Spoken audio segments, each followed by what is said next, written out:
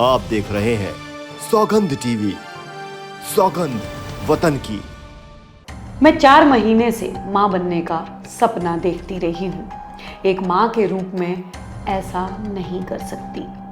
क्या मैं महीनों तक इसे कोख में रखकर इसकी हत्या कर दूं? ये शब्द बयां करते हैं एक माँ का दर्द। ये शब्द बयां करते हैं एक माँ की चाह। इन शब्दों में दिखती है माँ की ममता और साथ ही मजबूरी। ये दर्द भरे शब्द उस महिला के हैं जो जीना चाहती थी, जो अपने बच्चे को जन्म देना चाहती थी, जो समाज में अपने बच्चे को पहचान दिलाना चाहती थी, लेकिन बन गई सियासत के शातिर खेल का मोहरा। पावर, पॉलिटिक्स और पैसे की ये कहानी थोड़ी पुरानी है, लेकिन सियासत है ही ऐसी चीज कि अक्सर पुराने किस्से कहानियों फिर याद दिला देती है। चेहरे बदलते हैं, वक्त बदलता है, लेकिन राजनीति के गलियारों में जुर्म की दास्तां करीब करीब एक जैसी ही रहती है।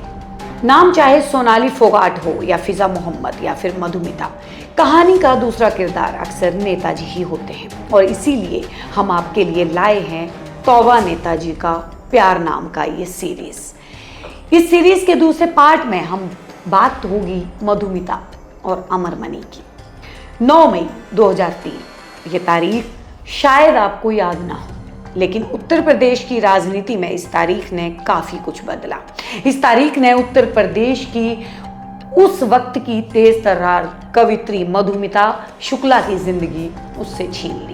इस तारीख के बाद बदल गया यूपी के बाहुबली नेता अमरमणि का राजनीतिक जीवन। अमरमणि की जिंदगी में इस तारीख ने क्या क्या बदला, ये जानने के लिए पहले उस दिन की कड़वी सच्चाई को जानना होगा और समझना होगा सियासत के उस गंदे खेल को जिसमें मधुमिता को मौत के घाट उतार दिया। लखनऊ की पेपर मिल कॉलोनी, 24 साल की मधुमिता अपने घर में बैठी थी। तभी डोरबेल बजती है। 2 शूटर संतोष राय और प्रकाश पांडे अंदर आते हैं, मधुमिता से मिलते हैं। उनके बाद तीनों कमरे में जाते हैं। मधुमिता के हाउस हेल्प देशराज किचन में जाकर अपना काम करने लगते हैं। अभी थोड़ा ही वक्त बीता होता है कि घर में गोली चलने की आवाज गूंजती है। देशराज किचन से दौड़कर मधुमिता के कमरे की तरफ बढ़ते हैं। कमरे में पहुंचकर देशराज के होश उड़ जाते हैं। मधुमिता अपने बेड पर खून से लथपथ पड़ी थी। शूटर संतोष राय और प्रकाश पांडे घर से भाग चुके थे। मधुमिता के घर पर ही उनकी गोलियों से हत्या कर दी गई। महज 24 साल में मधुमिता की हत्या हो गई। मधुमिता की हत्या की खबरें एक तरफ फैलती है, अखबार, टेलीविजन, हर तरफ सुर्खियों में मधुमिता हत्याकांड होता है। मधुमिता वैसे तो पहले ही काफी नाम और शोहरत कमा चुकी थी। कभी सम्मेलनों से लेकर राजनीतिक गलियारों में मधुमिता के चर्चे पहले ही काफी थे, लेकिन उनकी हत्या ने मधुमिता नाम घर घर तक पहुंचा दिया। उत्तर प्रदेश की कवयित्री की हत्या का मामला उन दिनों सबकी जुबान पर था। इस मर्डर केस के साथ एक और नाम सामने आया था और वो था पूर्वांचल के कद्दावर नेता अमरमणि त्रिपाठी का। मधुमिता की हत्या के बाद जांच शुरू हुई तो उसकी कड़ियां उत्तर प्रदेश के बाहुबली नेता अमरमणि तक जा पहुंची। एक ऐसा सुराग मिला जिससे उत्तर प्रदेश के 6 बार के विधायक इस बेहद पावरफुल नेता का पूरा राजनीतिक जीवन ही खत्म कर दिया और उसे पहुंचा दिया जेल की सलाखों के पीछे। मधुमिता की मौत के बाद कई नए सच सामने आए। तब तक जो लोग मधुमिता को नहीं भी जानते थे, उनकी मौत के बारे में वो भी उन्हें पहचानने लगे। इन चौंकाने वाले तथ्यों में सबसे बड़ा था ये खुलासा कि मधुमिता हत्या के वक्त प्रेग्नेंट थी। जब उसकी हत्या हुई तो उसकी कोख में 7 माह का बच्चा पल रहा था। इस खबर को जिसने सुना वो हैरान हुए बिना नहीं रह पाया, क्योंकि तब तक ये बात का नहीं पता था कि मधुमिता की कोख में किसका बच्चा था। मधुमिता शादीशुदा नहीं थी तो फिर ये बच्चा किसका था? इस खबर के बाद कई तरह के कयास लगाए जाने लगे। मधुमिता हत्याकांड उस वक्त सबसे चर्चित केस बन गया। मधुमिता का नाम पहले कई लोगों से जुड़ चुका था, लेकिन इन सब में जिसका नाम सबसे आगे था वो था अमरमणि त्रिपाठी। पुलिस को मधुमिता के घर से खत बरामद हुआ। ये वो खत था जो कुछ समय पहले खुद मधुमिता ने लिखा था। इस पर कोई तारीख नहीं लिखी थी, लेकिन ये साफ था कि ये हत्या के चंद दिन पहले ही लिखा गया है। इस खत के आधार पर ही जांच आगे बढ़ी। इस खत में लिखा था, 4 महीने से मैं मां बनने का सपना देख रही हूँ। तुम इसे स्वीकार करने में इनकार कर सकते हो, लेकिन एक मां के रूप में मैं ऐसा नहीं कर सकती। क्या मैं महीनों तक इसे कोख में रखने के बाद इसकी हत्या कर दूं? क्या तुम्हें मेरे दर्द का अंदाजा नहीं है? तुमने मुझे बस एक उपभोग की वस्तु समझा है। इस खत के बाद कई चीजें साफ होने लगी। पुलिस केस के करीब पहुंच गई थी। बच्चे के डीएनए के बाद ये पता चला कि ये बच्चा अमरमणि त्रिपाठी का है।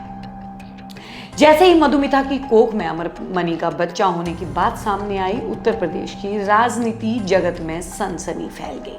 अमरमणि पर मधुमिता की हत्या के आरोप लगे। आरोपों के घेरे में अमरमणि की पत्नी मधुमणि भी आई। देशराज के बयान के आधार पर मधुमिता की हत्या की साजिश के आरोप 2 शूटर प्रकाश पांडे और संतोष राय पर भी लगे। अमरमणि के भतीजे रोहित चतुर्वेदी पर भी हत्या की साजिश का केस लगा। मधुमिता के परिवार और समाजवादी पार्टी के विरोध के चलते इस केस की जांच सीबीआई को सौंप दी गई। एक के बाद एक सबूत मिलते गए और करीब 6 महीने बाद ही देहरादून की एक अदालत ने 5 आरोपियों को उम्र कैद की सजा सुनाई।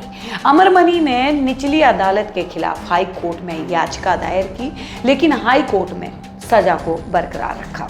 यह था मधुमिता हत्या के बाद का पूरा मामला। लेकिन कहानी इससे चंद साल पहले शुरू होती है, जब 15-16 साल की मधुमिता नाम की एक लड़की कविता जगत में तेज तर्रार कवित्री के रूप में उभरती है। कवि सम्मेलनों में अपनी कविता गाकर मधुमिता अपनी एक अलग पहचान बनाने में कामयाब होती है। मुख्यमंत्री से लेकर प्रधानमंत्री तक मधुमिता के कविताओं के निशाने पर होते हैं। उनकी कविताएं राजनीतिक गलियारों में गूंजती हैं। अपने टैलेंट और महत्वाकांक्षा के चलते धीरे धीरे वो मशहूर होने लगती है। ऊंचे ऊंचे लोगों से मिलना, बड़े बड़े कवि सम्मेलन करवाना, छोटी सी उम्र में वो तमाम बुलंदियां छू रही थी। कई बड़े नेताओं के साथ उनका उठना बैठना था। इसी दौरान उसकी मुलाकात अमरमणि से हुई।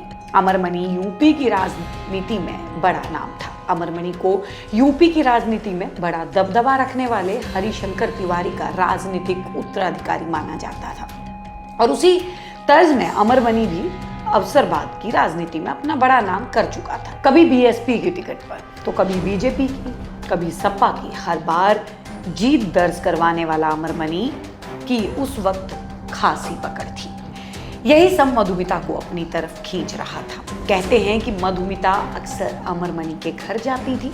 अमरमणि की मां और उनकी पत्नी से भी मधुमिता के अच्छे संबंध थे।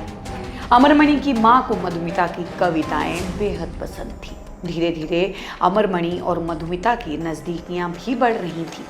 सियासत में जब कोई रिश्ता बढ़ता है तो उसे छुपाना मुश्किल हो जाता है और इन दोनों की नजदीकियां भी सबके सामने आने लगी थी, लेकिन खुलकर कोई कुछ नहीं बोलता था। हालांकि किसी ने तो नहीं सोचा था कि इस रिश्ते का एक दिन ये अंजाम होगा। पावर, पॉलिटिक्स और पैसे के इस खेल में मधुमिता अपनी जिंदगी खो चुकी थी। नेताजी का प्यार 24 साल की लड़की की जिंदगी ले चुका था। हालांकि इसके बाद अमरमणि का भी पॉलिटिकल करियर धीरे धीरे खत्म हो गया। मधुमिता की मौत के बाद अमरमणि और उसकी पत्नी मधुमणि जेल में ही सजा काट रहे थे। 2007 में ही जेल से ही एक बार फिर अमरमणि ने चुनाव लड़ा और जीत दर्ज की, लेकिन बाद में हाई कोर्ट ने जब अमरमणि की सजा को बरकरार रखा तो अमरमणि को वो सीट छोड़नी पड़ी। इस पूरे मामले के बाद धीरे धीरे अमरमणि का राजनीतिक दबदबा खत्म होने लगा। हालांकि अमरमणि ने अपने बेटे को जरूर नौतनवा सीट से चुनाव लड़वाकर वहां का विधायक बना डाला। मधुमिता की हत्या हुई, अमरमणि का राजनीतिक करियर खत्म हुआ, लेकिन ये सियासत की जुर्म की ये कहानी इसके बावजूद भी आगे बढ़ती गई। अमरमणि की तरह ही उनके बेटे अमनमणि पर भी हत्या का आरोप लगा। अमनमणि पर अपनी पत्नी के ही कत्ल के आरोप थे। आप देख रहे हैं सौगंध टीवी, सौगंध वतन की।